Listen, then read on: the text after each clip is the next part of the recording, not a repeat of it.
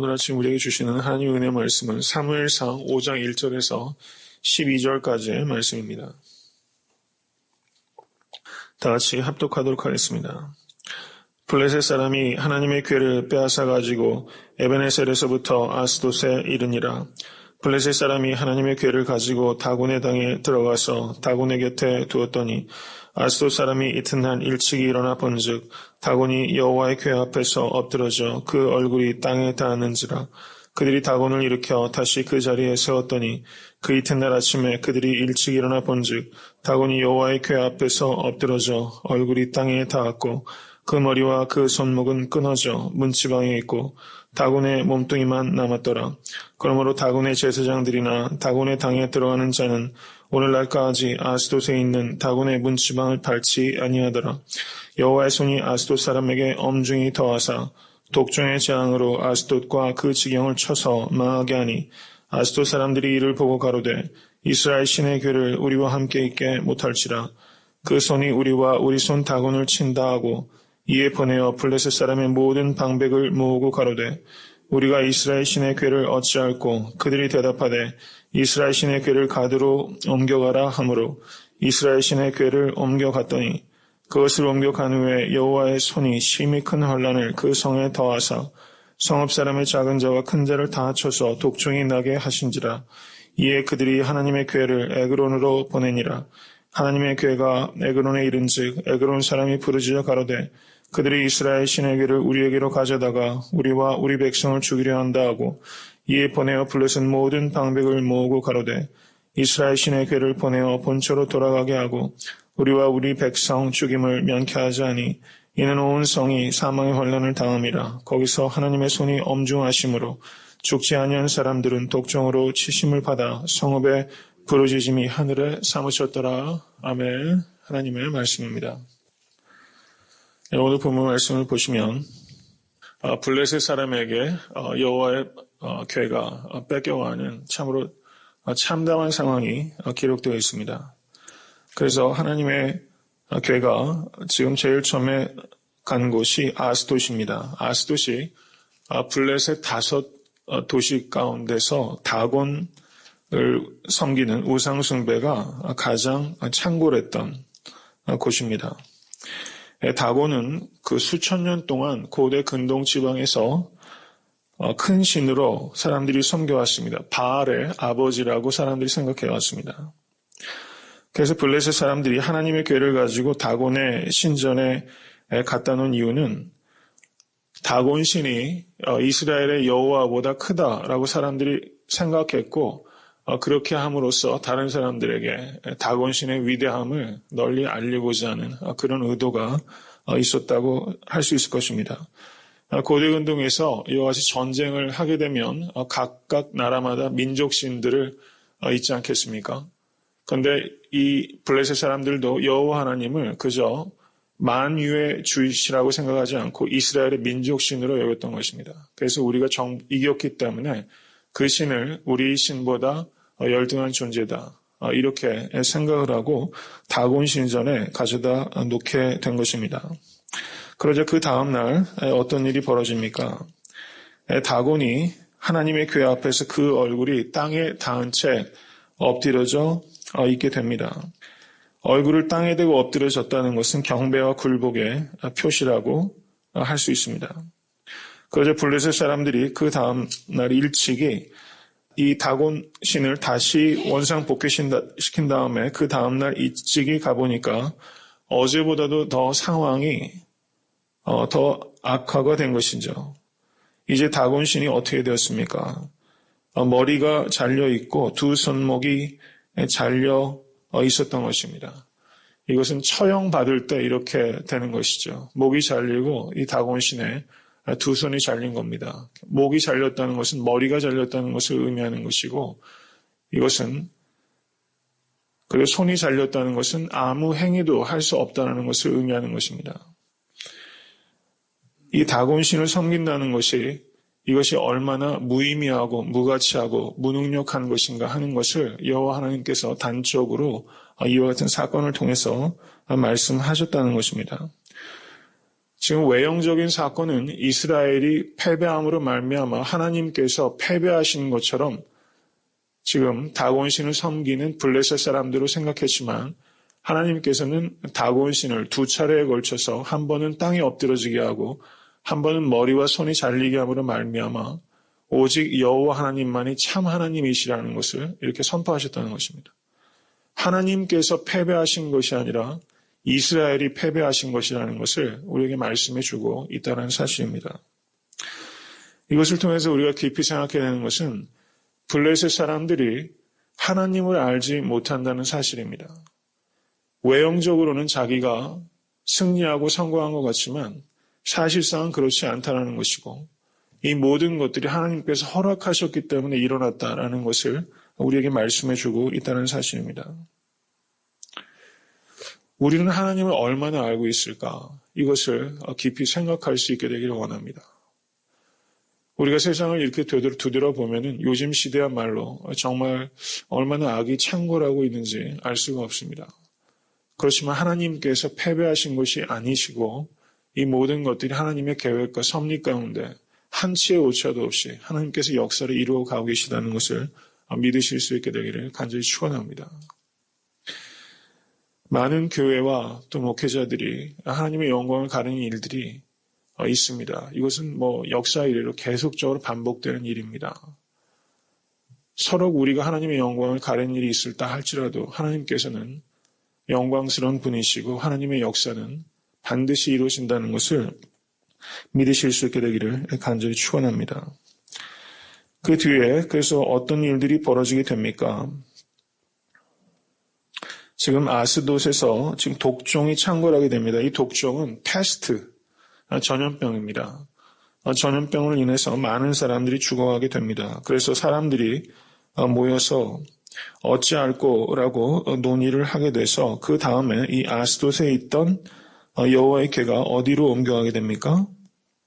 가드로 옮겨가게 되죠. 8절을 보시면 블레셋의 5대 도시 가운데 하나입니다. 가드로 옮겨갔더니 거기에서도 여호와의 손이 심히 컸다라고 말씀합니다. 9절에 보시면 여호와의 손. 지금 다곤 신전에서 다곤의 양 손목이 잘려나갔죠. 이 다곤의 손과 여호와의 손이 지금 대조가 되고 있다는 것을 알 수가 있습니다. 거기에서도 독종이 일어나서 많은 사람들이 죽게 됩니다. 그러자 10절을 보시면 그 하나님의 궤가 다시 어디로 이동하게 됩니까? 에그론으로 이동하게 됩니다. 그러자 에그론 사람들이 부르짖어 가로되 그들이 이스라엘 신의 궤를 우리에게로 가져다가 우리와 우리 백성을 죽이려 한다 하고 이렇게 말하게 됩니다. 그리고 다시 방백들을 모아서 이스라엘 신의 궤를 보내어 본초로 돌아가게 하자.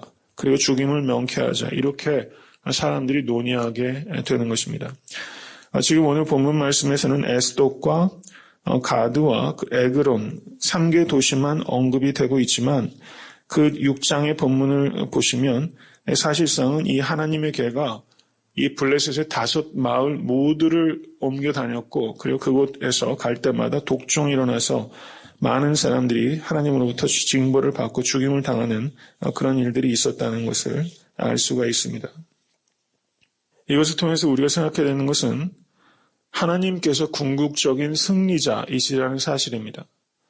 겉으로 보기에는 악이 승리하는 것 같이 보이지만 하나님께서는 궁극적으로 승리하시고 하나님만이 유일한 승리자이시라는 것을 오늘 본문을 통해서 우리가 깨달을 수 있기를 간절히 바랍니다. 하나님은 우리에게 궁극적인 선을 이루십니다.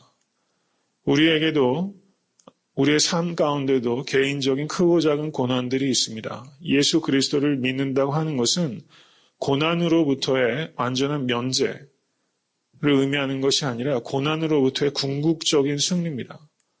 하나님께서 우리에게 가져다 주시는 것은 궁극적인 선, 궁극적인 승리라는 것을 생각하시고 하나님의 지혜와 능력과 사랑을 신뢰하실 수 있는 성도님 되실 수 있기를 간절히 축원합니다.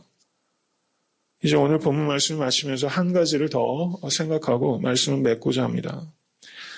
다곤신을 섬기는 일과 같은 이런 그 원시적인 우상숭배는 현대사회에서는 많이 자취를 감추고 있는 것도 사실입니다. 서구 문명에서는 이런 정도의 우상숭배는 벌어지지 않고 훨씬 지능적이고 그리고 문화적인 우상숭배가 있죠. 근데 제3세계권 같으면은 아직도 거의 이런 정도의 수준에 이르는 그런 우상숭배들이 허다하게 지금 남아있다는 사실입니다. 우리 가운데 이 우상숭배의 그런 가장 핵심적인 요소는 무엇인가? 이것은 자기 중심성이 바로 우상숭배라는 것입니다. 하나님께서는 우리에게 회개할 것을 요청하시고 내가 거룩하니 너희도 거룩하라라고 우리에게 말씀하십니다. 근데 사람이 우상을 세울 때는 그 우상과의 관계를 맺거나 그 우상을 통하여 나의 삶이 거룩한 삶을 추구하기 위해서 우상을 세우는 경우는 없습니다. 우상을 세운다는 것은 그 우상을 통해서 내가 복을 받고자 하는 그런 내가 컨트롤하고자 하는 그런 의도로 우상을 세우게 된다는 것입니다. 우리가 하나님과의 보다 깊은 관계와 그리고 거룩함을 추구하지 않는다면 그 신앙이 도대체 무슨 의미가 있겠는가? 그것이 우리가 깊이 생각해야만 된다는 사실입니다. 요한 1서를 보시면 하나님은 사랑이시다라고 계속해서 말씀하고 있습니다. 성경 전체는 하나님께서 사랑이시다라고 말씀합니다. 성경은 사랑이 하나님이 아니다. 죄송합니다. 성경은 사랑이 하나님이다라고 말하지 않는다는 사실입니다.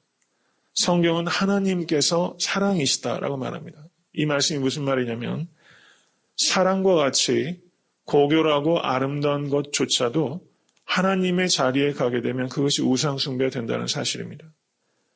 우상숭배가 되는 것은 아주 원시적이거나 악한 것만 우상숭배가 되는 것이 아니라 세상 사람들이 볼 때는 아주 좋고 선한 것 같이 보이는 것이라 할지라도 그것이 하나님의 자리에 가면 그것이 우상숭배가 되는 것이다. 이것을 알 수 있다는 사실입니다. 제가 좀 더 풀어서 말씀을 드리자면 자연을 사랑하는 것 매우 중요한 것입니다. 그런데 자연을 대한 사랑이 지나쳐서 자연을 경배하게 되면 그것이 우상숭배라고 하는 것입니다. 우정이 아무리 가치가 있지만 우정이 지나치면 편협해지게 되고 그리고 다른 사람을 이지매시키게 됩니다. 그리고 집단적인 배타주의를 낳게 됩니다. 조국에 대해서 마땅히 사랑을 해야 되죠. 그런데 조국과 민족에 대한 사랑이 지나치게 되면 어떻게 됩니까? 전쟁을 일으키게 되고 인종학살을 하게 되고 국수주의가 되고 배타주의가 되게 됩니다. 나치즘, 파시즘 이런 많은 그 역사들을 보면 이 편협한 민족애가 빚어오는 그런 치명적인 결과도 우리가 생각하게 됩니다. 한국에도 이 민족주의가 굉장히 많이 근래에 들어서 강조가 되고 있는데 이 민족주의가 이 양면의 칼과 같은 것이라는 것입니다.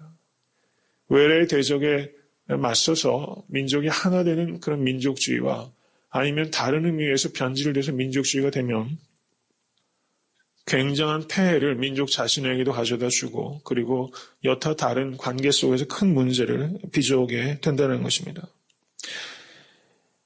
이성을 우리가 존중해야 합니다. 그런데 이성에 대한 그 가치를 지나치게 두게 되면 그것은 어떤 결과를 맞아오게 됩니까? 신은 죽었다라고 말하는 데까지 나아가게 된다는 것이죠. 그래서 믿는 사람들은 이성을 절대 무시하지 않지만 이성을 절대시하지 않는다는 사실입니다. 이와 같이 그 자체로 매우 중요한 가치가 있는 많은 것들이 이 세상에 있고 하나님께서 우리에게 주신 것이지만 하나님께서 우리에게 허락하신 것을 하나님 자리에 가져다 놓으면 그것이 바로 우상숭배가 되는 것이다. 제가 몇 번 말씀드렸지만 corruptio optima pessima 라는 말이 있습니다. 최선의 것의 타락은 최악이 되는 것이다 라는 말입니다. 최선의 것의 타락은 최악이 되는 것이다. 성도님들께서 가장 아끼고 사랑하시는 것이 무엇입니까? 그것이 하나님의 자리에 앉게 되는 것, 그것이 우상숭배라고 한다는 것입니다. 현대 문화의 우상숭배를 폴 비치란 심리학자가 이렇게 말했습니다. self-worship. 현대 우상숭배의 핵심은 자기숭배입니다. 하나님의 자리에 내가 앉아있는 것, 그것이 바로 우상숭배라는 것을 우리가 깊이 생각하게 됩니다. 자기 절대화. 라이놀드 니브라는 윤리학자는 이것을 self-absolutization, 자기 절대화라는 말을 했어요. 자기 절대화, 자기 숭배. 우리 가운데 어느 한 사람도 여기에서부터 자유한 사람은 없다고 생각합니다. 내가 갖고 있는 판단, 내가 갖고 있는 기준이 절대화되기가 굉장히 쉽다는 사실입니다. 이것을 우리가 깊이 생각하면서 오직 하나님만이 우리의 모든 삶의 기준이 되고 오직 하나님만이 우리의 삶의 모든 목적이 될 수 있게 되기를 간절히 바랍니다. 우상 숭배의 기준은 자기 중심성이다. 자기 중심성에서부터 떠나는 것, 그것을 거룩함이라고 말하는 것입니다. 이번 한 주간 생각하시면서 자기 중심성, 자기를 버리는 것, 여기에 더 집중하시고 자기를 내려놓으시고 자기 중심성으로부터 멀리 떠나시는 경건함을 이루어가는 저와 성도님 되실 수 있게 되기를 간절히 소원합니다.